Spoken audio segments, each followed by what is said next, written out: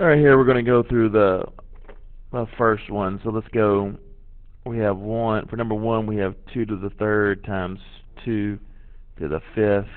We're going to add our exponents, so we end up with 2 plus 5, so we end up with 2 to the 8th.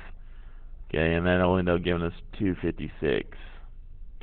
For number 2, we have 3 squared to the third power. We're going to multiply the exponents here, so we get 2 times 3, or 3 to the 6th, okay, which would give us 729. For number 3, we have 5 to the 0 power. That's going to end up being 1. For number 4, we have 2 to the 5th over 2 cubed. We're going to subtract exponents, so we end up with 2 squared, so we end up with to the 4th. Alright, then for number 5, we have 3 to the negative 2. Okay, anytime we want to get rid of a negative exponent, we can move it. So we're going to put 1 over 3 squared. So that's going to be 1 over 9. Then for number 6, we have 1/4 to the negative 2 power. It may be helpful to write this as 4 to the negative 1 to the negative 2. So we're going to end up multiplying. So it's going to be negative 1 times negative 2, so we end up with 4 squared, so we end up with 16. Okay, then for number 7, we have 2 to the 5th over 2 to the, it's 2 to the 3rd over 2 to the 5th. So we're going to subtract the exponents. So we get 2 to the negative 2. We don't want a negative exponent, so right underneath. So we end up with 1 over 4 for number 7. Alright, for question 8, we have f of x is equal to 2x. Okay, and we're told to graph it. So let's just pick a couple points here. We'll just simply put x and f of x. So we'll have negative 1, 0, and 1. If I put in negative 1 here, I end up with 1 over 2. So I end up with 1/2. If I put 2 to the 0 power, I end up with 1. And 2 to the first power gives me 2. Okay, hopefully you can see that this is a growth. Okay, because remember our base here is bigger than 1.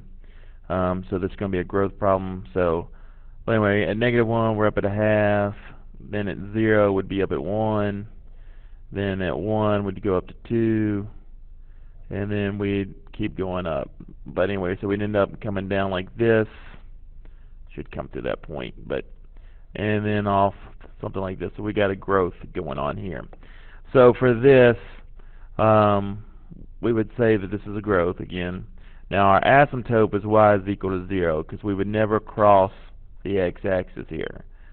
So that's our asymptote. Now interval, so alright, that's for domain. Domain's all real.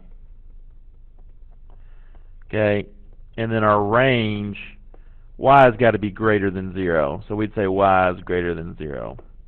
Then for b, is it increasing or decreasing? Well, it's it's increasing here. We got a growth. So it increases. It's the only thing. It increases from negative infinity to positive infinity. Alright, then the rate of change. Now, rate of change is going to be your y2 minus y1 over x2 minus x1, which is the same thing we use for slope. Okay, but we're going to use the values here. We're going to use this as x1, this is y1, x2, y2.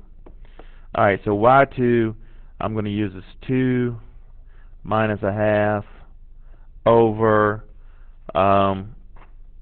1 minus negative 1.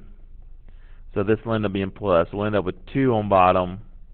And then 2 minus that, we end up with 1.5.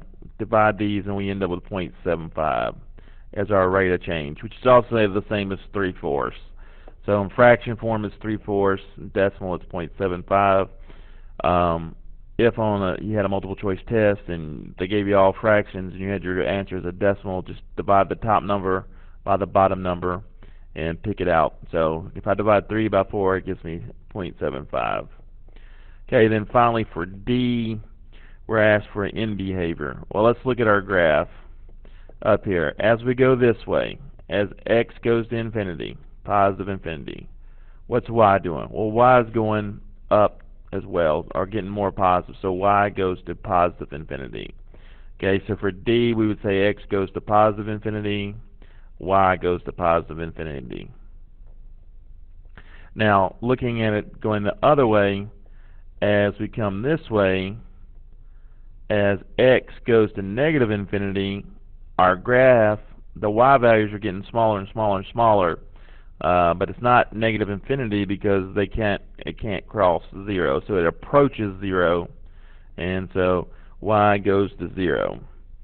Or f of x. You could use f of x here too, so if you, depending on the notation used for this. Alright, here for number 9, we have f of x is equal to 2 to the x. Hopefully you can see this is the decay problem.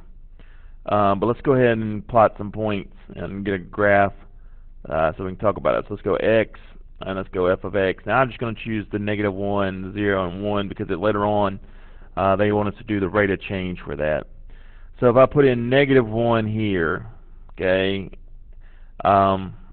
without going through all this is 2 to the negative 1 and negative 1, so I'm going to end up with 2 squared for that. So that's going to get 4, okay, when I go through the whole process. So negative 1 times negative 1 gives me 2. So we end up with, at negative 1, I would end up with 4 here. And then if I put in 0 for this, I should end up with 1/2. That gives me 0. 1 times 2 gives me 2. And then if I put in 1, I end up with 2 times 1/2, or 1. So you notice that the f of x, or the y's, are decreasing. So it's a decay. Okay, our asymptote, y is equal to 0. We're not going to cross the x-axis. Alright, so let's plot it. So let's go negative 1, go up to 4. Okay, and then we're at 0, we're at 2, and then we come down to 1, be here, and then we're going to constantly get smaller and smaller until we kind of land out. Alright, anyway, that gives us an idea. We're going to, shouldn't be as straight, but we get this kind of look to it. Alright, so let's look at A. Alright, so we end up with this. Let's set our domain and range, all real for the domain. So negative infinity to positive infinity. Range, just like we did with the one before, we're going to get closer and closer to 0. So y is greater than 0, or we could also note we can go from 0 to infinity like this. Then for the B part, it says do we increase or decrease? If you look, we're decreasing because this is decay, so we're decreasing from negative infinity to positive infinity for the x values. Then C, we have another rate problem. So I'm going to take the x values and the y values. So I'm taking 4, that's going to be my y2, minus y1. I'm sorry, I'm going to do that the other way. I mean, we should come up with the same answer as long as we don't flip them, but we're going to call that y1 and this y2. So I'm going to have, let's switch it, so I get 1 minus 4, and then I'm going to call this x1, this x2, so I end up with 1 minus 4, and then I have 1 minus negative 1, so I'm going to end up with 2 on the bottom again, but I end up with 3 on top, so I end up with negative 3/2, which is going to give us negative 1.5 as our rate of change. And then finally for D, it says the end behavior. What's happening as x goes to positive infinity, as x goes this way, our y is getting closer to 0, so y goes to 0.